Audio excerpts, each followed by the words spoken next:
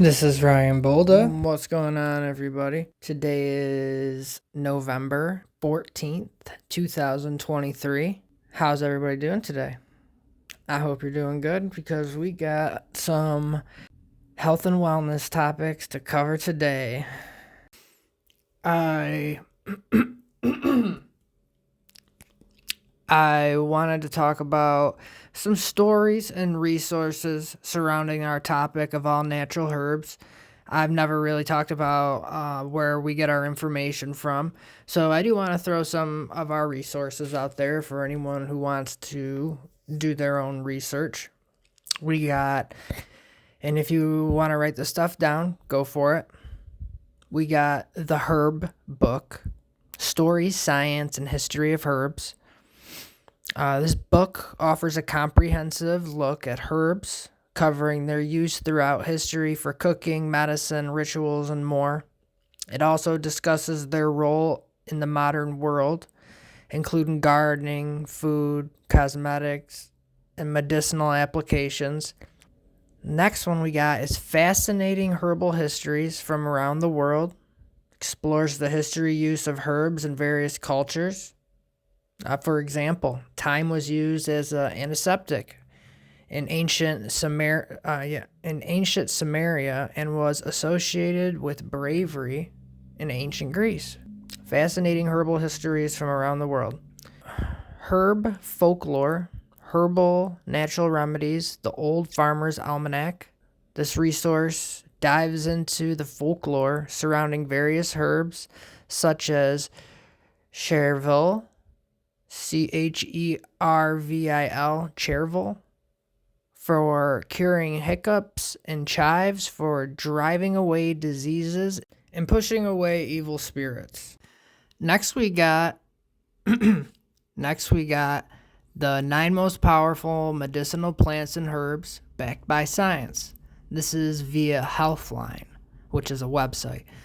This article from Healthline lists some of the most powerful medicinal plants and herbs like tea tree oil, echinacea. I couldn't even tell you how to spell Echinacea, echinacea, and discusses their benefits and uses. I can list links to all of these too. I think I'll probably put the links in this episode. And there's one more, but we'll skip that for now. But next we're going to talk about this unofficial Gallup poll. And basically, a Gallup poll is just an unofficial poll, large scale, released November 8th, found that a new record level of support for cannabis legalization among U.S. adults is topping over 70% after totaling a then record 68% for 3 years. So that's about a 2% increase over the last, 3 years. Positive direction, right? The poll found that 28% of the respondents opposed the reforms. Okay, so there's the other, so that would make 98%, with the 1.5% being unsure. In 1969, when Gallup first asked about legalizing cannabis, just 12% favored the reforms. In 1969. Fast forward 31 plus 23.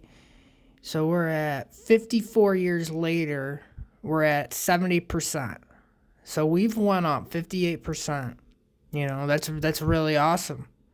Cannabis legalization was popular among a majority of subgroups, including 91% of self-identified liberals, 87% of Democrats, 55% of Republicans, and 70% of independents. Respondents are 18 to 34 years old. That's where mostly a lot of the support is coming from the 18 to 34-year-old age group, which actually makes quite a bit of sense to me because here I am about to turn 30 in February, and I fall under that same age group. So I don't know, it must be an age thing, and I'm proud of the people who are here in that demographic and share that same vision as I do, and that this show does, and that a lot of our sponsors do as well. I just kind of also wanted to note that I got this information from ganjapreneur.com. It's ganjapreneur.com. I don't know if you're in cannabis-based business. I would encourage you to use Ganjapreneur to stay up to date. They do a really good job at keeping the information credible and valuable, and they have quite a bit of information on here. So check out Ganjapreneur, trusted online source for sure.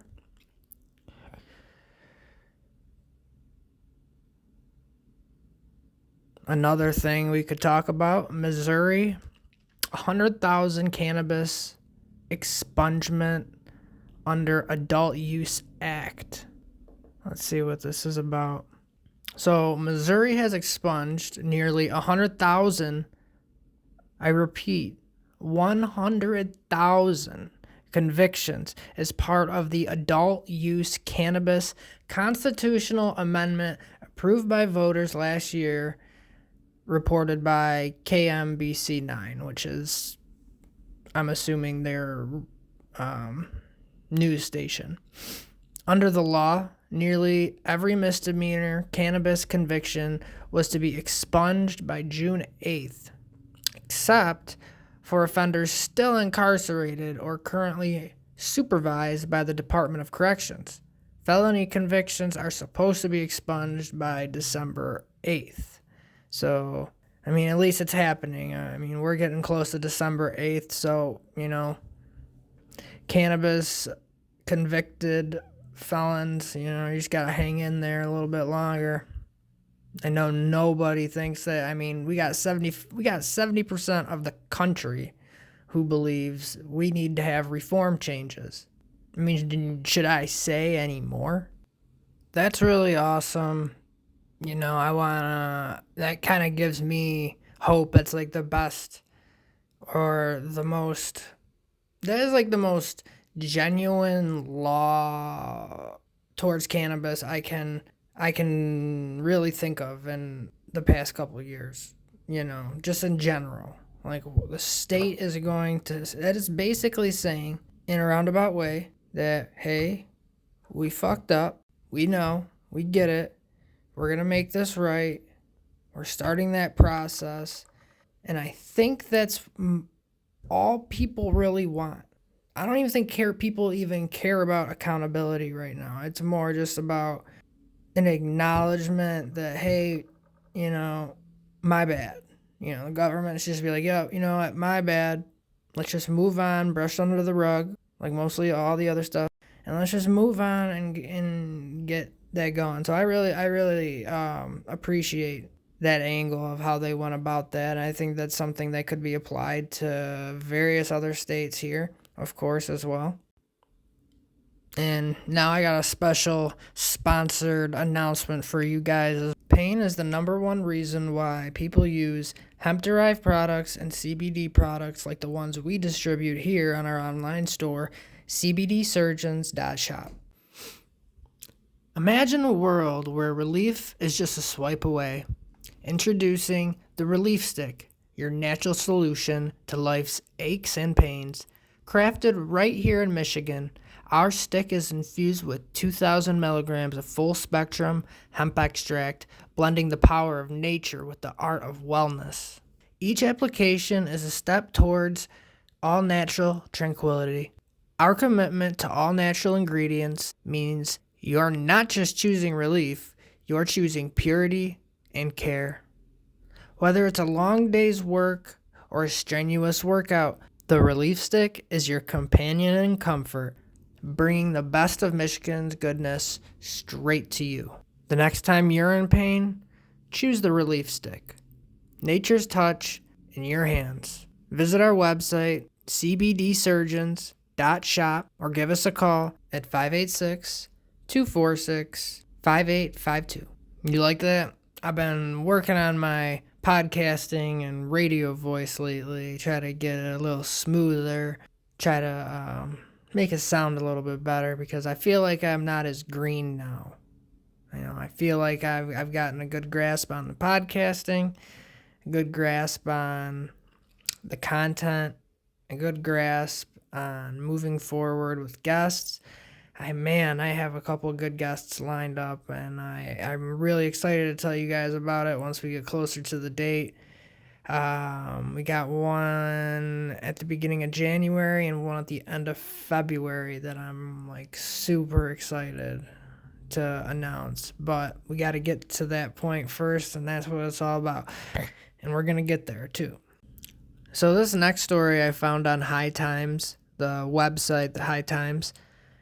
It's mostly for everything marijuana related, but it is expanded into hemp, wellness, cannabis, other healing stuff. So I found this story on there, and apparently racehorses can test positive for cocaine, meth, and ketamine. Who would have thought? Because I wouldn't have. So here's the story behind it. The owner of a racehorse that won a race last month in Malta has been fined after the horse tested positive for several different drugs. According to the Times of Malta, the Malta Racing Cup has fined the owner of a 6-year-old mare named Helena Jabay after the horse tested positive for cocaine, methamphetamine, ketamine, and stanozolol, which is a synthetic steroid. The owner, whose identity was not released, was also banned from entering any other races for at least 2 years. I definitely can't say that I'm surprised, but I seen this story and I was thought to myself, I have to share that because that's not something I would really take into consideration. Maybe the steroids, definitely not meth, cocaine, and ketamine. Never would have thought of that cocktail to help win a horse race, but there's a lot of stuff that goes on, and I've talked with someone who is a horse, took care of Olympic horses. She was on the show, I think it was episode 7, and she had mentioned a lot of, she had mentioned that there are some pretty shady things that happen in that industry, and that's like a prime example of it right there. And, that could be some of the things that she alludes to. And, she's very professional and kind of keeps it under wraps and doesn't, go saying a whole bunch of stuff. But I can see where she's coming from after hearing, some kind of story like that, because that's just one person who got caught. I mean, think of all the races that go on and nobody finds out about it. So, food for thought. Irrelevant food for thought, but food for thought nonetheless.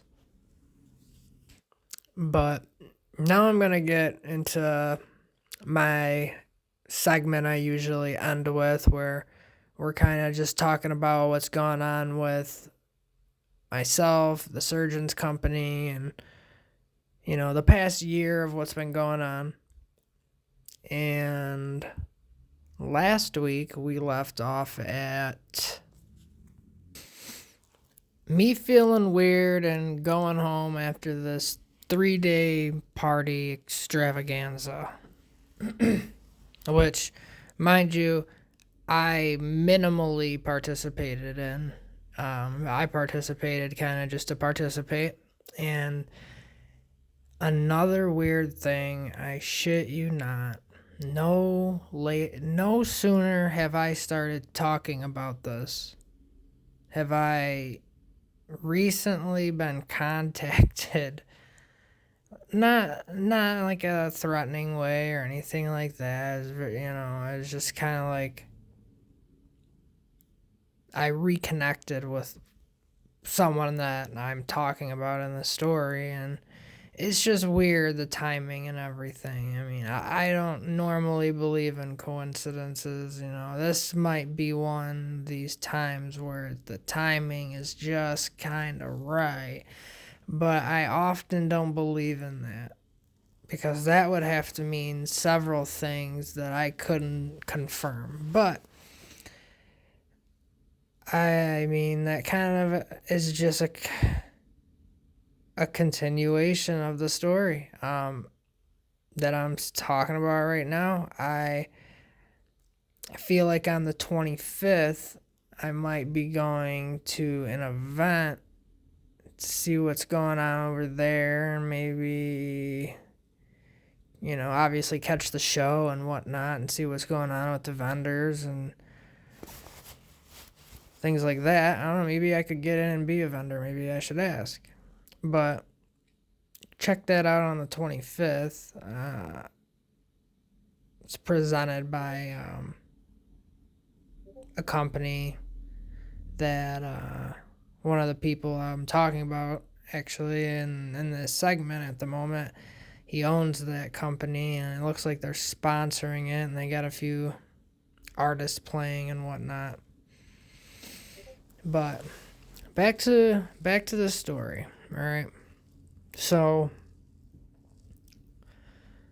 after that, I start doing my marketing stuff and the video work with this independent film producer. And mind you, he's going out of the country. I volunteer to watch his dog so he can go out of the country, and he's, and in return, he was going to take some pictures of our products in these landmark locations. It really wasn't like this complicated thing. I watch it, that's just kind of how this all started.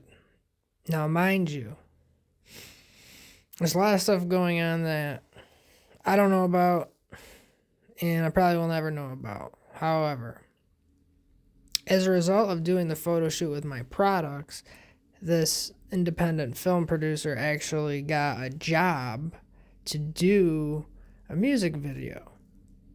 And that's how this all kind of starts. All right, so for this music video, they're going around the world and they're doing all these shots to get for the music video to make it really cool and whatnot. So when they went, that's why they took our products and started taking some pictures. Well, the first trip, went fine. They were in the United States. Got some good stuff. You could check that out on the easiest place to find it would probably be on TikTok. But I made, or edited, I suppose. I edited several videos, or like little promotional content videos while they were out in these places.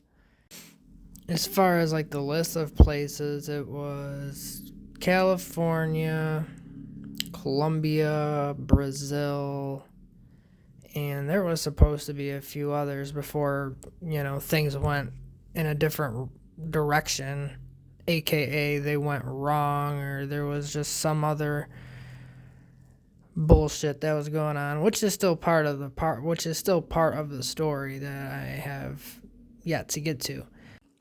So I'm editing these videos. They're sending to me from these destinations, posting them. I have like, I just got the Instagram going. I had partnered up with an Instagram influencer, and I was posting these videos and doing giveaways, and we're getting up there, gaining some followers, got up to 500 or so followers. Things were going good. We had helped put together like an online event. We helped do some promotion for that. I mean, we were just kind of getting involved, and things were, at least felt like they were going in a good direction. And I at least thought they were. So we partnered up to do this Hemp for Humanity thing.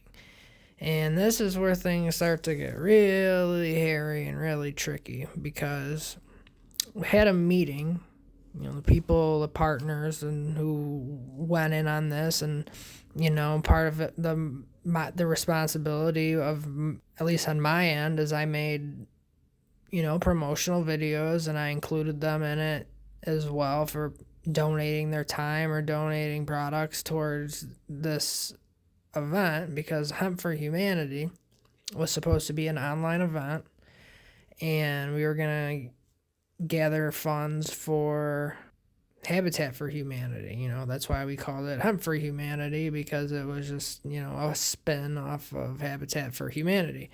And that's who the giveaway was designed for. Mind you, I had put a lot of time into this. I did a lot with it, and as some of you probably know, it hasn't came to fruition yet, but we just are having to do it a different way. I wish we could do it online. I'm just not confident I have that kind of support right now to really drive it to be successful. If you're interested in getting involved in this, please let me know, because right now the plan is to use a local restaurant to drive in some, to put together a fundraiser to do it, locally. If you think you could have use for all these donated items that we have for Hemp for Humanity, please reach out to me. You can email operations@cbdsurgeons.shop. Just throwing it out there. As far as how that went, I was feeling good about it. I had some cooperation. Ruga Montato and Simply Professional Formula. Shout out to them. I still talk to them. Rob and Josh. They've been really understanding throughout this whole scenario. I'm not sure how affected they were by working with this influencer or not, or if they still do or not, but all I can say is that this person, wouldn't say they screwed me over, but they left me hanging, and they left me out to the wolves basically. And it was like this whole thing, like the cannabis industry is so savage. These people are coming up with like the craziest things to attach ourselves to our company or to me or the podcast. And I get it, but I'm only trying to work with positive people. We're only trying to bring positive people onto this podcast, and we're only trying to be positive because wellness is all about your state of mind, and having a good attitude to begin with is the start of everything. These herbs and practices help you maintain that balance of homeostasis. You'll hear me mention the word homeostasis quite a bit, just because that's the proper word to use of internal balance, and that's what a lot of practices reference. Again, I would like to remind everybody that I'm not a doctor. Nobody at our staff has a PhD. We're not claiming to have a medical license at all. We just sell hemp-derived products, and we give you our opinion on some of the news going on, and we try to make some ongoing issues, more well known to the public. That's this week's episode. I hope you enjoyed it. This is Ryan Bolda, and you'll talk to me soon. In a fake world, I'm here to bring you the all-natural answers. You're listening to Only the Best Herbs. I'm Ryan Bolda with SRGN Networks, and we'll talk soon.